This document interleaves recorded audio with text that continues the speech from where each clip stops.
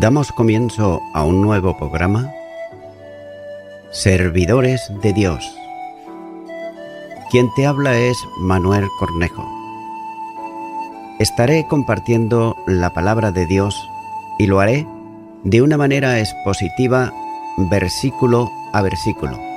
Y en esta ocasión será en el Evangelio de Juan, capítulo 10 y versículo 9, donde dice: Yo soy la puerta, y entrará, y saldrá, y hallará pastos.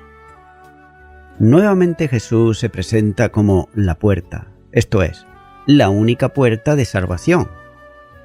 Hay algo notable que debe tenerse en cuenta, y es que Jesús no es solo la puerta de las ovejas, sino que también es la puerta para las ovejas. Esto marca una distinción entre personas. Hay unas que entran por la puerta y otras que no lo hacen. Por tanto, el mundo se divide entre salvos y perdidos. No hay ninguna otra posibilidad de salvación porque no hay más que una puerta. Continúa diciendo este versículo: El que por mí entrare será salvo. Mediante el uso de una condición de tercera clase por la que hace referencia a quienes entran por la puerta, acceder por la puerta es indispensable para ser salvo. No se trata de estar próximo a Cristo, sino de entrar por Él, ya que Jesús es el unigénito del Padre, enviado a la tierra para proveer la salvación a los hombres, y es por eso que, por tanto, siendo el enviado de Dios, es el único camino de salvación al que se accede también por la única puerta. Es decir, que no se trata de una acción electiva para algunos, sino que la verdad de la gracia general en provisión de salvación para todo aquel que esté dispuesto a entrar por la puerta que es Cristo Jesús. El que entra será salvo, ya que Jesús, solamente Él y nadie más que Él, hace posible que el pecador sea salvo, como dice el Evangelio de Juan, capítulo 14 y versículo 6. Ser salvo en el entorno próximo es darle vida, hacerlo pasar de muerte a vida. Nótese que los conceptos salvación y vida vuelven a estar juntos aquí, como ya ha sucedido antes, por ejemplo, en el capítulo 3 de Juan, versículo 16 y versículo 17. Las ovejas que son salvas obtienen la cancelación de la demanda penal por el pecado. Para ellas ya no hay condenación, sino que pasarán de muerte a vida. La salvación es ya un estado de vida que no se extingue una vez se ha recibido. Es decir, siempre que seamos fieles al Señor, siempre que le podamos obedecer, ya que el Señor Jesús solamente demanda de nosotros fidelidad, no demanda otra cosa, que seamos fieles a Él. Pero hay que tener en cuenta que esta fidelidad se ha de mantener siempre. Por tanto, la seguridad para el que ha creído y pasado por la puerta, que es Cristo, es plena. Continúa diciendo este versículo: y entrará y saldrá. Junto con la salvación está la libertad, cuando dice entrará y saldrá. No está contrañida a los cuatro paredes del redil, sino que puede salir a lugares de delicados pastos y sentir la libertad que Cristo concede a todo aquel que, estando en Él, vive también su vida. Esto es lo que había enseñado antes cuando dijo que, si el Hijo os libertare, seréis verdaderamente libres. Juan capítulo 8 y versículo 36.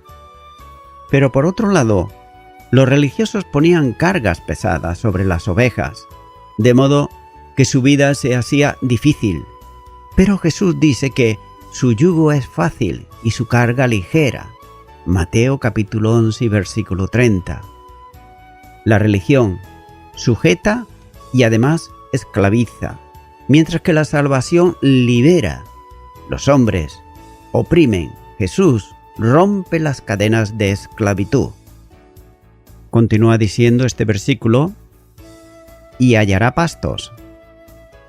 Además, la bendición de la vida abundante dice que hallará pastos. El hambre espiritual no puede satisfacerse por medio de sistemas religiosos. Los rituales de la ley no quitan la conciencia del pecado. El alma no redimida anhela disponer de alimento para satisfacer su necesidad espiritual. El pan de vida, que es Jesucristo, da satisfacción a las demandas de tranquilidad espiritual por el perdón de los pecados y el disfrute de la vida eterna. Pero para que el alimento cotidiano, el buen pastor, dispone de pastos delicados para su rebaño. No tienen sus ovejas que ir sola a buscarlos y quedar exhaustas al no encontrar la provisión necesaria, ya que la porción de la palabra de Dios para cada momento, cada circunstancia y cada necesidad estará dispuesta en abundancia para que pueda ser tomada. Aunque aquí está la promesa de los pastos, lo que se destaca es la paz y el gozo de la oveja que, liberada de la carga opresora, amparada por la gracia que procede del Hijo de Dios, disfruta eternamente de la experiencia de ser alimentada en pastos abundantes. Continúa ahora con el versículo 10, donde dice: el ladrón no vino sino para hurtar y matar y destruir. Yo he venido para que tengan vida y para que la tengan en abundancia. Nótese que la acción del ladrón es robar o hurtar. Si el robo es sin violencia, pero cuando no consigue su propósito o se le presenta oposición, no dudará un instante en matar y en destruir. Es evidente que el ladrón viene buscando sus propios intereses, sin pensar en el bienestar de las ovejas. No cabe duda que el ladrón está representando a los fariseos, que, como decía Jesús de ellos: ¡ay de vosotros, escribas y fariseos, hipócritas, porque recorréis mar y tierra para hacer un prosélito, y una vez hecho, le hacéis 2 veces más hijo del infierno que vosotros! Mateo capítulo 23 y versículo 15. Téngase en cuenta que el propósito de ellos es destruir la vida de quienes se someten a su control. Pero Jesús reprocha a los fariseos por hacer prosélitos de este último tipo, a quienes, cuando eran adoctrinados, se hacían más fanáticos e intransigentes que ellos mismos. No se trataba de una misión evangelizadora, sino simplemente de reclutar seguidores del sector más intransigente y fanático del judaísmo. El celo de los fariseos era, sin embargo, equivocado, porque procuraban seguidores, no de Dios, sino de ellos. Por tanto, la consecuencia es evidente. El nuevo prosélito sería más fariseo que los mismos fariseos que lo habían alcanzado. Ellos lo separaban de Jesús, por tanto, actuaban como dice de ellos, hurtando, matando y destruyendo. Continúa diciendo este versículo: yo he venido para que tengan vida y para que la tengan en abundancia. En contraste, la obra de Jesús es comunicar vida, y no una vida cualquiera, sino darla abundantemente. El contraste entre él y el ladrón es completamente evidente, ya que la abundancia de vida comprende también al sano disfrute de la misma. Mientras tanto, los religiosos constriñen, es decir, limitan la vida de los creyentes, limitando sus actividades para centrarlas como importantes en el cumplimiento de los preceptos religiosos. Así que no tenía para ello importancia la angustia que la religión provoca en el alma de aquel que ha sido esclavizado por ella. Mientras que por otro lado Cristo da libertad para poder disfrutar la vida abundantemente en la experiencia de la libertad. El mal de los fariseos se manifiesta en cualquier momento del cristianismo a lo largo del tiempo. Hay algunos, entre los cristianos especialmente, los que de algún modo tienen liderazgo, que buscan adeptos a su causa y hacen cuanto puede por alcanzar seguidores, que apoyen y continúen sus propios errores, es decir, que a todo estarán dispuestos y dispuestas a decirle amén, amén, siempre. Pero en cambio no están contentos con los creyentes sencillos, que buscan en la palabra de Dios el conocimiento de Él para seguir la doctrina propia de la fe sana. Así que ellos buscan clonarse en otros, reproducirse en seguidores de sus pensamientos y en defensores de sus doctrinas. Estos, téngase en cuenta que han causado divisiones en el pueblo de Dios a lo largo del tiempo, que son irreparables, aún después de siglos, perpetuando sus pensamientos con apariencia de seriedad bíblica y con cara de tener la razón, para que otros seguidores de ellos se manifiesten a lo largo del tiempo. Aún hoy se pueden encontrar fácilmente algunos de estos entre las iglesias del Señor, ya que se aferran a tradiciones y a doctrinas de hombres por las que luchan, sin importarles la sanidad moral y espiritual de los creyentes, sino en alcanzar seguidores que luchen denodadamente por sus convicciones humanas. Como los fariseos de aquel entonces, odian a cuanto pueden derribar sus pensamientos y contradecir sus opiniones, haciendo que sus seguidores incrementen la furia de sus maestros. Trabajan con jóvenes en sus áreas de influencia para perpetuarse en nuevas generaciones que continúen haciendo el mismo daño que ellos han hecho a la iglesia. Continúa ahora con el versículo 11, donde dice: Yo soy el buen pastor su vida da por las ovejas. Un nuevo yo soy de los 8 que aparece en el Evangelio, la construcción con el verbo seguido inmediatamente del predicado, con artículo precisa que sólo Él, es decir, Jesús, es el buen pastor. El adjetivo, que se traduce por bueno, es más significativo, que se relaciona directamente con la bondad. El significado del que Juan usa tiene que ver más con la excelencia o con la belleza, destacando el atractivo del pastor. Podría también traducirse como el pastor excelente. Es bueno o excelente porque es divino. La Biblia presenta a Dios como pastor de su pueblo, y esto lo podemos ver en el Antiguo Testamento, en el Salmo 23, versículo 1, capítulo 80, versículo 2, y Isaías, capítulo 40, versículo 11. Continúa diciendo: El buen pastor su vida da por las ovejas. La excelencia del pastor se aprecia en el hecho de dar su vida, y darla a favor o en lugar de sus ovejas. El verbo expresa la idea de poner e entregar, que es presente de indicativo, ya que apunta a un dar definitivo y permanente. La preposición del genitivo tiene tanto el significado de a favor de como en lugar de. En la primera acepción, el buen pastor pone su vida a favor de sus ovejas, en sentido de protección, ayuda, compañía, provisión, etc.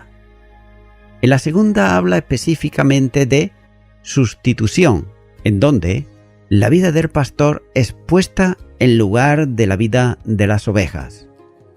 Esta segunda acepción es la que conviene más al pasaje, puesto que se está hablando aquí de salvación. Para que en el ámbito de ella sea posible el perdón de los pecados y la donación de la vida eterna, es necesario un sacrificio de expiación por el pecado, que no es otra cosa que la sustitución de la vida del Salvador, en lugar de la de las ovejas.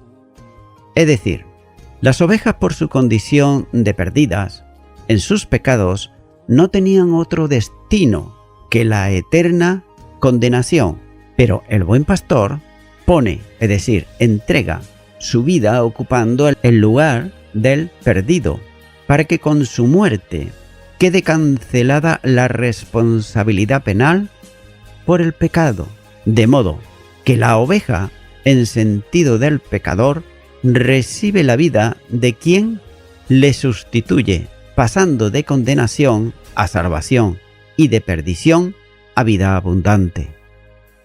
Dicho de otra manera, atendiendo a la preposición, el pastor vive a favor de sus ovejas y da su vida en sustitución por ella, es decir, da su vida, y esto implica un acto voluntario, como más adelante veremos en el versículo 18.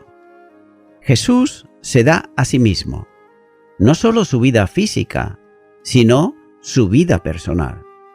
Es por eso que sus ovejas pueden tener vida eterna y además disfrutar de su vida terrenal de vida abundante.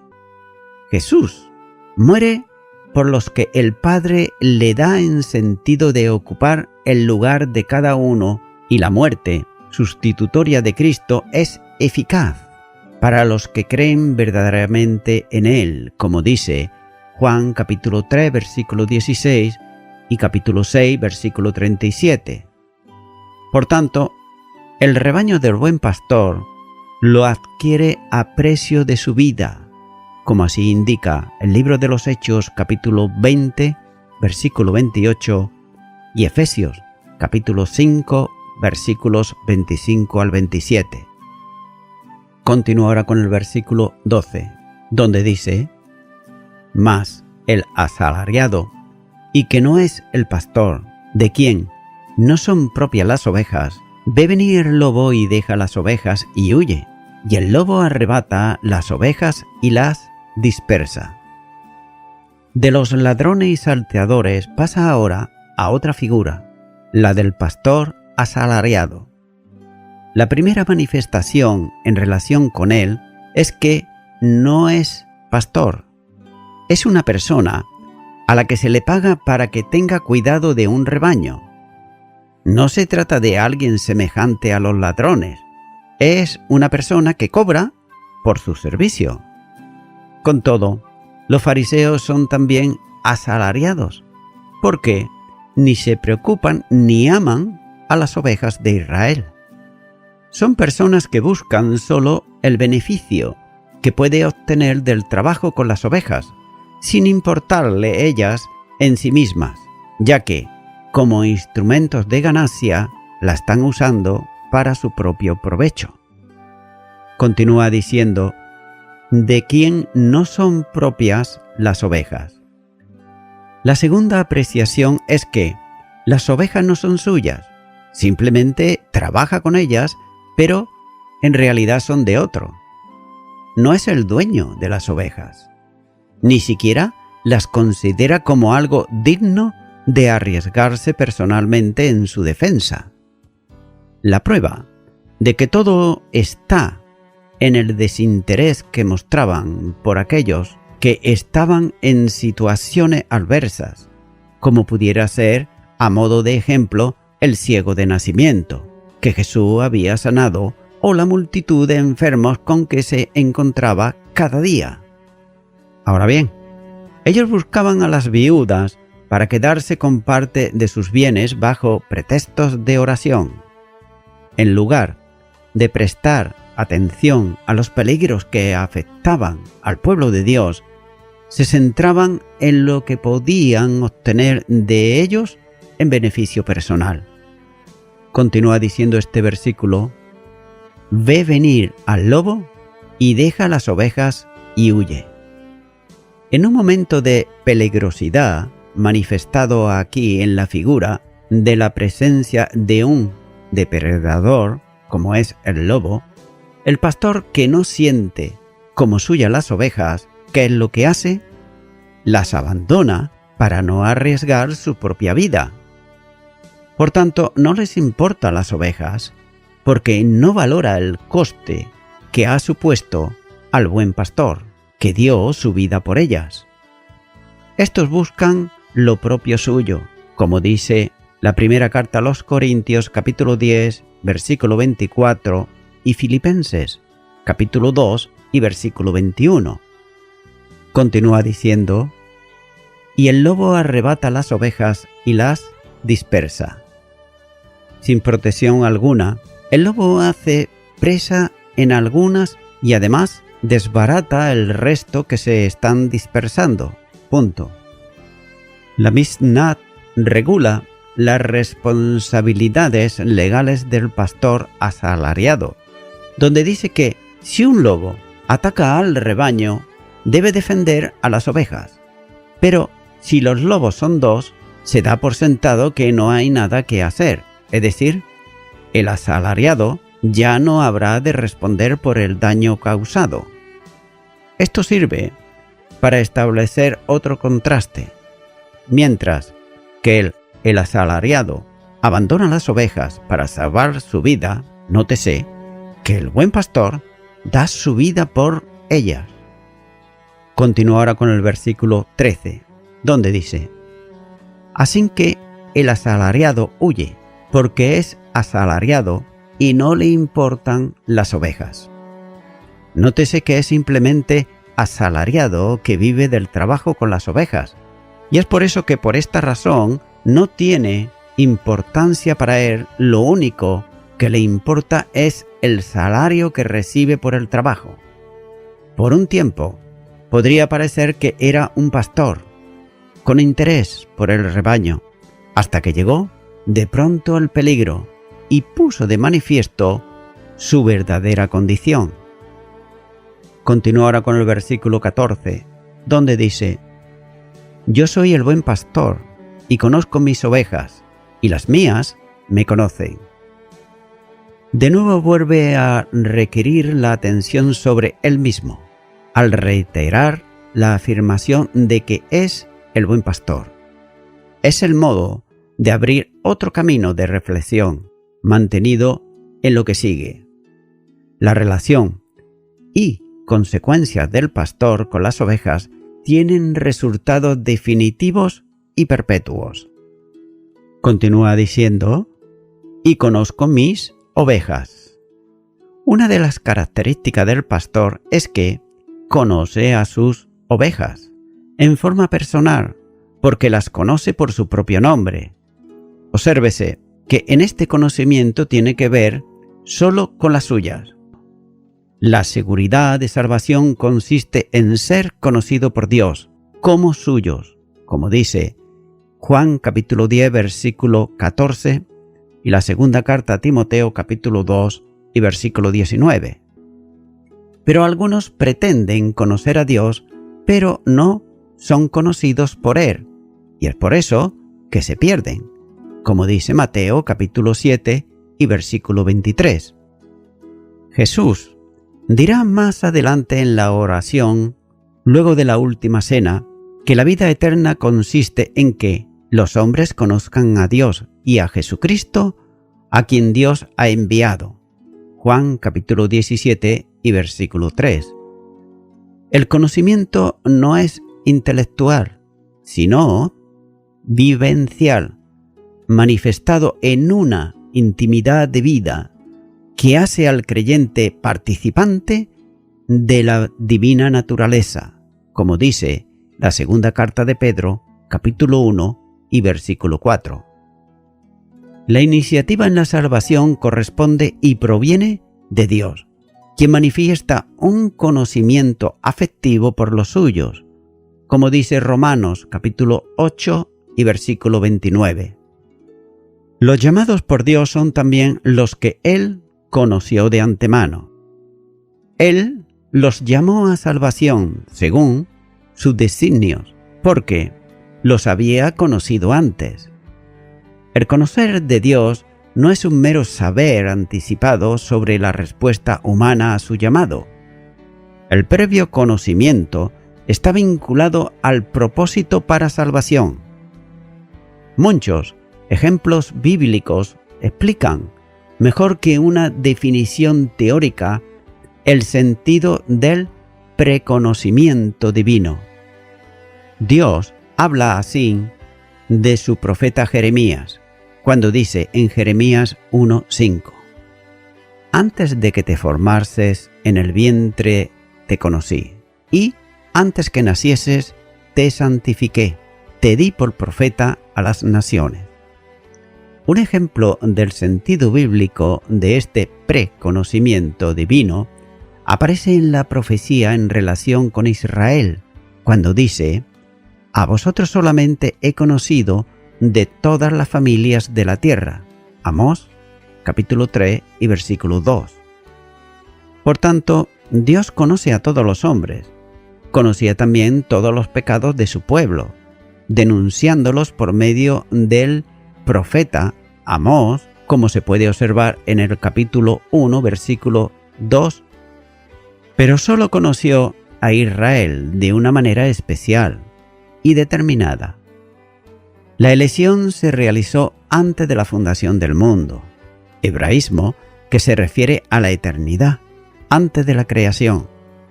Es una expresión semejante a la que Jesús utiliza en su oración al Padre, a referirse a la gloria que tiene como Dios antes de la creación, Juan capítulo 17 y versículo 5, y el amor con que es amado por el Padre en la eternidad, Juan capítulo 17 y ahora el versículo 24. La misma expresión es usada por el apóstol Pedro para referirse a la predestinación divina para Cristo en relación con la redención, como dice la primera carta de Pedro, capítulo 1 y versículo 20. Según la enseñanza del mismo apóstol, la elección divina descansa en la presciencia del Padre, primera de Pedro 1, versículo 2, que no significa un mero conocer de las cosas, sino el previo designio de Dios para llevarlo a cabo. A estas, que son sus ovejas, el pastor conoce. La seguridad de salvación de las ovejas del rebaño del buen pastor consiste en este conocimiento identificativo de Dios, como dice el apóstol Pablo. Pero el fundamento de Dios está firme, teniendo este sello: conocer el Señor a los que son suyos. Segunda de Timoteo, capítulo 2 y versículo 19. Continúa diciendo: y las mías me conocen. El mutuo conocimiento trae como consecuencia que también las ovejas conozcan al pastor. Este conocer no es asunto intelectual equivalente a saber. No se trata de saber que existe el buen pastor y que ama a sus ovejas. Tampoco es un asunto religioso, porque muchos dicen conocer a Jesús, pero Él afirma no conocerlos a ellos. Estimado y estimada oyente, la palabra de Dios nos dice en Mateo capítulo 7 versículo 21: no todo el que me dice Señor, Señor, entrará en el reino de los cielos, sino el que hace la voluntad de mi Padre que está en los cielos. Muchas personas leen la Biblia, pero en cambio no hacen la voluntad de Dios. Bueno, unos piensan que tan solo con leer la palabra de Dios es suficiente. Y otros, con llamarle a Dios Señor o Dios mío, esto ya lo es todo. Pero, para que Cristo sea tu Señor, primeramente ha de ser tu único y suficiente Salvador. Por eso, mi amigo, mi amiga oyente, si aún no has recibido a Jesucristo en tu corazón como Señor y Salvador, ahora yo te animo a que tú ores una oración de fe conmigo y repitas ahí a donde estás. Di conmigo: Señor Jesús, te pido perdón por todos mis delitos y por todos mis pecados. Hasta ahora te he tenido en mi mente de una manera intelectual de conocimiento, pero ahora, al abrir mi corazón y recibirte como mi único y suficiente Salvador, tendré una vida vivencial contigo, una comunión diaria. Por ello, te doy gracias, en el nombre de Jesús. Amén.